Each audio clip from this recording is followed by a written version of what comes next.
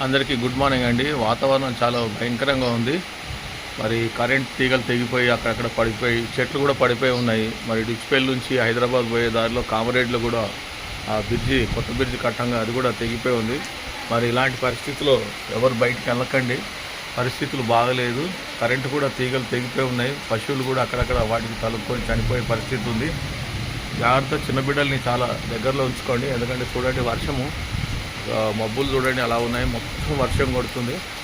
అసలు ఇంట్లోకి వెళ్ళి బయటికి వెళ్ళే పరిస్థితి కూడా లేకుండా ఉంది. కాబట్టి నిత్యావసరాలకు సంబంధించిన వాటిని కూడా తెచ్చుకోవడానికి చాలా ఇబ్బందికరంగా ఉంది. మరి మోరీలు నిండిపోయి నీళ్లు చాలా మటుకు చెరువుల్లో నిండిపోయి పరిస్థితి ఉంది. కాబట్టి ఇలాంటి పరిస్థితులు ఎవరు కూడా బయటికి వెళ్ళకండి.